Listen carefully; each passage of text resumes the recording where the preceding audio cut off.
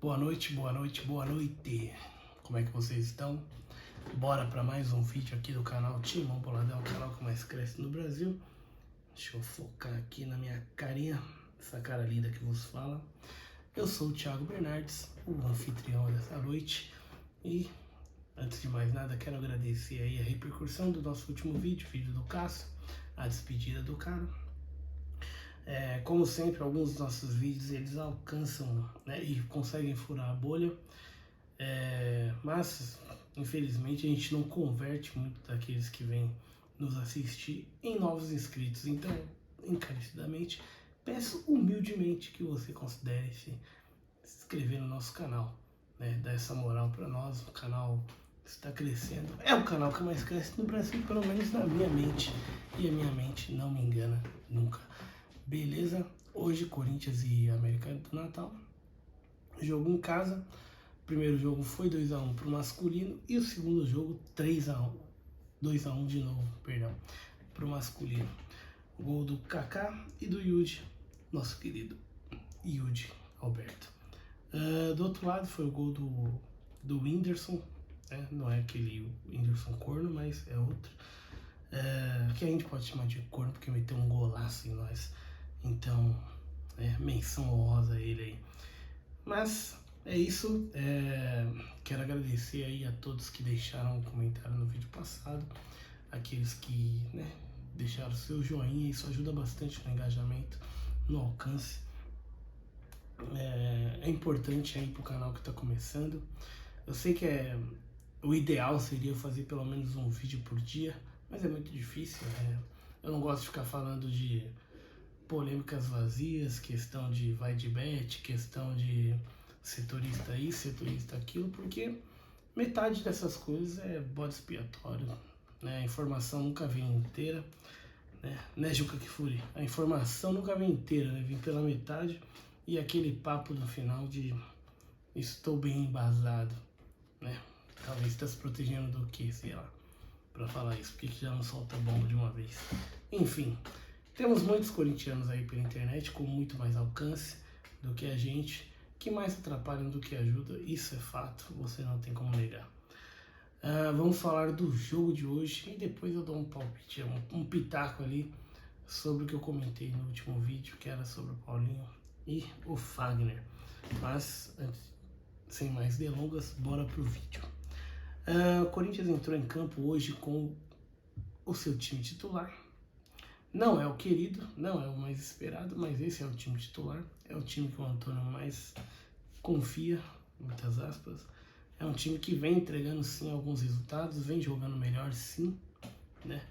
Quando esse time esteve em campo, a gente teve mais resultados positivos do que negativos. E aí é só estatística, se você tiver tempo, dá uma pesquisada em quantas vezes esse time esteve em campo, que o Corinthians não saiu com uma vitória ou um empate, né? E empate ele é neutro, então quer dizer, ele é mais positivo de acordo com a quantidade de vitórias que você tem do que derrotas, né? Mas vamos lá. Aliás, a gente também enxerga o que a gente quer, né? É assim que tá aí nos outros canais. Vamos lá.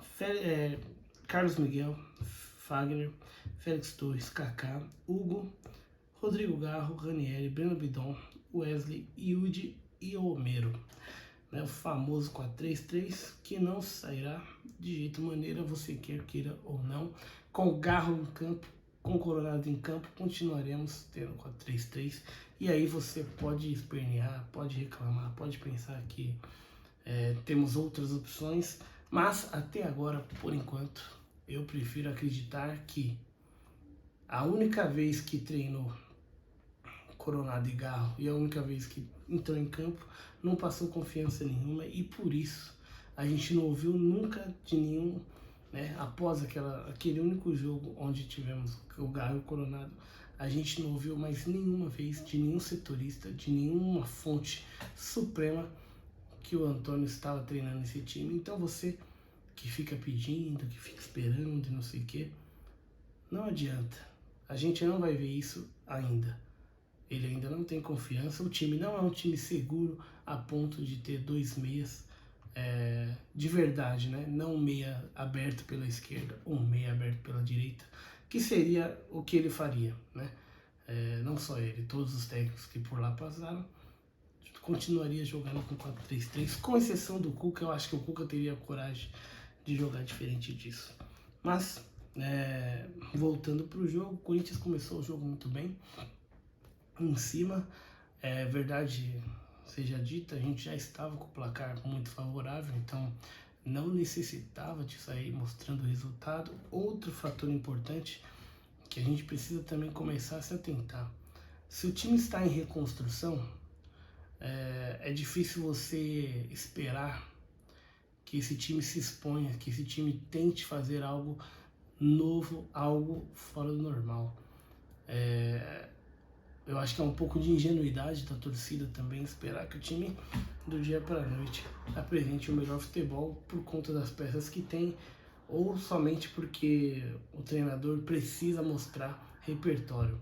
Eu acho que é forçar um pouco demais esperar isso, porque se coloque no lugar do Corinthians como instituição. Um time que deve tudo que está devendo, um time que a cada semana tem uma polêmica nova trazida por torcedores, pela sua própria diretoria e pela oposição. O Corinthians nunca tem somente o futebol para falar durante a semana.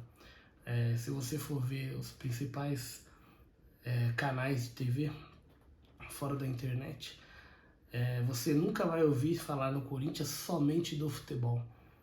Então acho que isso já é um indicativo de que a informação que chega, ela chega cheia de ruído.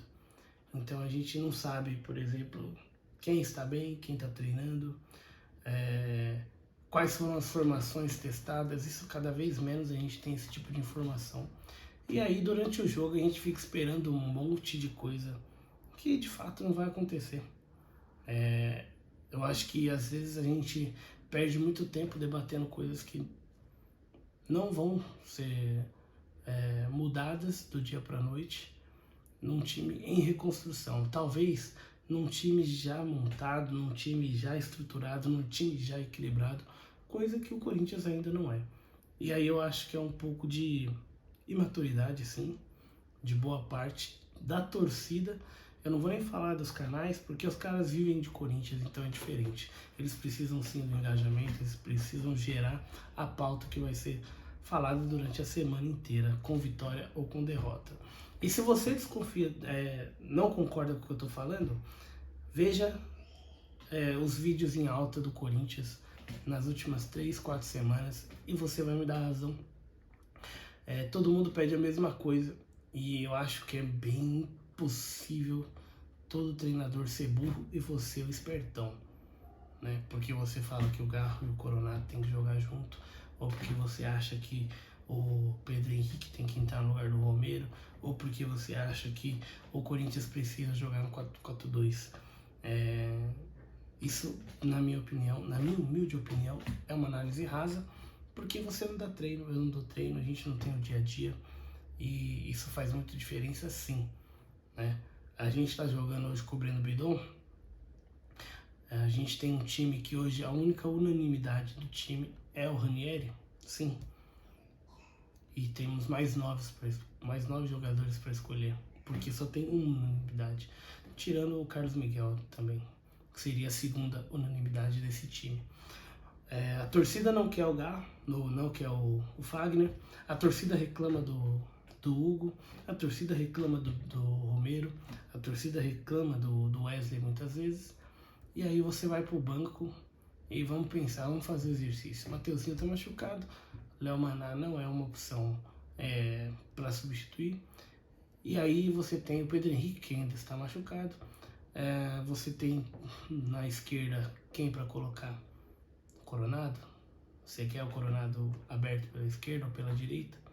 Ou você quer de fato que seja um 4-4-2, um time diferente?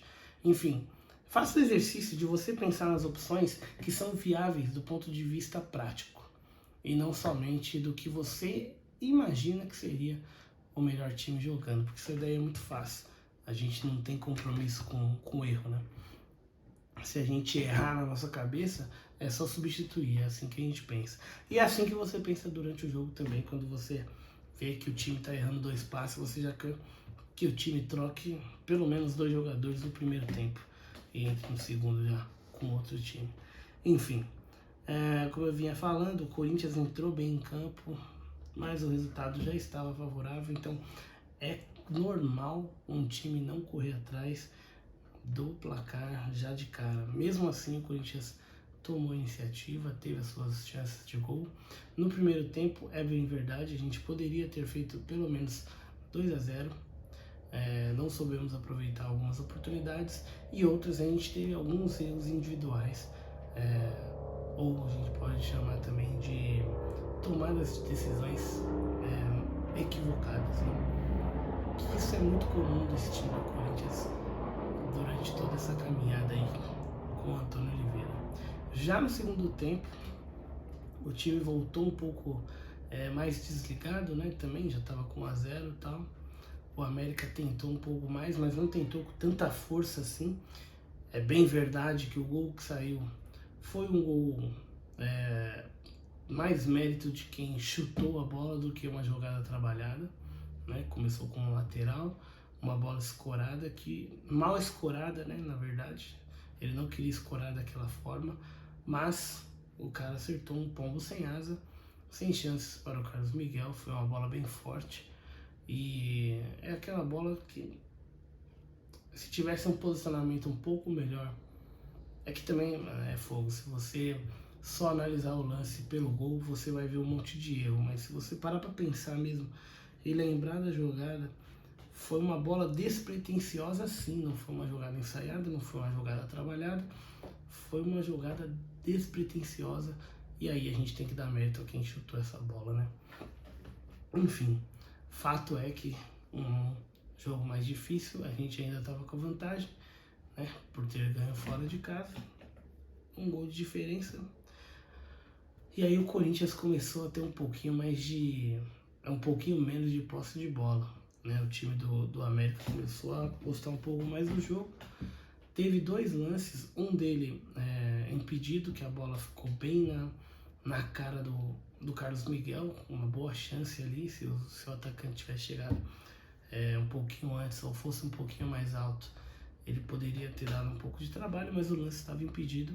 E aí sim, no lance seguinte, uma bola cruzada dentro da área, bem forte, rasteira, ela passou pela extremidade ali do gol, bem em frente ao gol, e o atacante não conseguiu empurrar para as redes. Então sim, o Corinthians deu um pouquinho de sorte em alguns lances, mas nada que colocasse em xeque a nossa classificação. E aí vieram as substituições. Hoje não foram tão tardes, foram com 20 minutos ali do segundo tempo. Entrou o Mosquito no lugar do Romero e o Coronado no lugar do Bidon, né? O time, acredito que por conta do time não estar sofrendo tanto no meio campo, deu para fazer esse tipo de substituição. E aí o Corinthians entrou com esse time diferente, e a partir daí já foi outro jogo também. Deixa eu mudar aqui, acho que eu... Então é isso, a gente teve essa mudança aí já aos 20 minutos, e depois entrou, já no final do jogo, entrou o Pedro Raul e quem mais que entrou? E o Paulo, aliás, aos 80 minutos entrou o Pedro Raul no lugar do Yuri Alberto, e depois, já no final do jogo, ali aos 90, entrou o Paulinho e o Fausto Vera. Então Paulinho no lugar do Wesley e Fausto Vera no lugar do Rodrigo Garro. Já era final. O gol do Corinthians saiu aos 91 para ser mais preciso. Um escanteio cobrado pelo Coronado. O Coronado teve uma boa chance ali, junto com o Yuri, se não me engano, ele cruzou bem. O Yuri, se o Yuri fosse um pouquinho mais alto, se fosse o Pedro Raul naquela bola, acho que teria mais chance de chegar nessa bola pela altura. Mas foi uma boa jogada. A gente teve o gol aí do Kaká, cruzamento do Coronado no escanteio.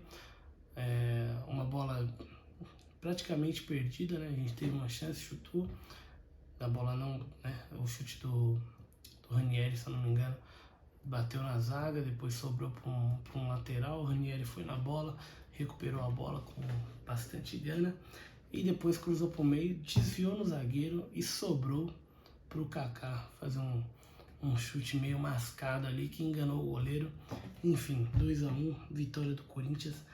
Mais uma vez, o resultado se colocando na frente do bom futebol. Porém, é um time de Série D, a gente vai ouvir durante a semana que o time não se comportou da melhor maneira possível. Aquela lista que você já conhece e deve estar cansado de ouvir também. E agora é isso. Sobre o jogo, é isso que eu tenho para falar. E agora eu vou só dar um disclaimer aqui para falar um pouquinho sobre o fim dos nossos ídolos remanescentes.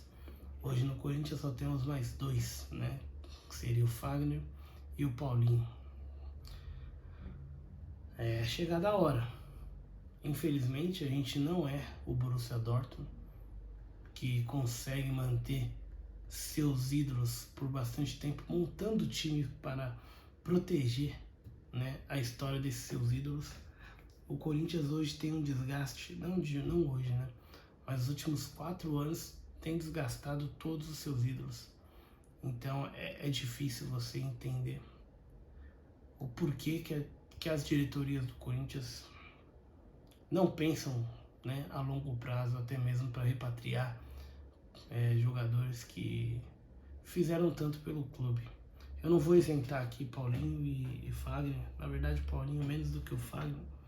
Fagner cometeu vários erros. Fagner vem errando desde quando voltou da Rússia. É um cara que se esconde em lances importantes, em momentos importantes. É um cara que errou 5 pênaltis extremamente importantes. É um cara que não dá entrevista em momentos complicados. Só que ele também tem a parte boa. E essa parte boa, ela tá ficando cada vez mais submersa. E a gente tá caminhando para ver o fim da história do Fagner, que é o 3º ou 4º cara que mais vestiu a camisa do Corinthians, de forma melancólica. Da mesma forma o Paulinho. Paulinho com requintes de crueldade, porque nesses últimos 2 anos, passou 2 anos somente assistindo o time por conta de 2 lesões sérias que ele teve. E de certa forma a torcida também não tem mais paciência, uma por conta do salário, outra por conta da falta de rendimento. E eu gostaria que você fizesse uma reflexão. Nem todo problema com nossos ídolos tem a ver somente com a bola em campo. Eu acho que ela está atrelada sim, a bola em campo, mas tem também a falta de preparo, né, da nossa diretoria, em ter um projeto de fato, né? A gente jogou aí 2023 na Bacia das Almas com o Vitor Pereira. O time já tinha alguns desgastes com jogadores mais antigos, Balbuena, o próprio Paulinho, o William, o Fagner já era um problema naquela época. Então isso não tem, na minha visão, não tem perspectiva de melhora, né?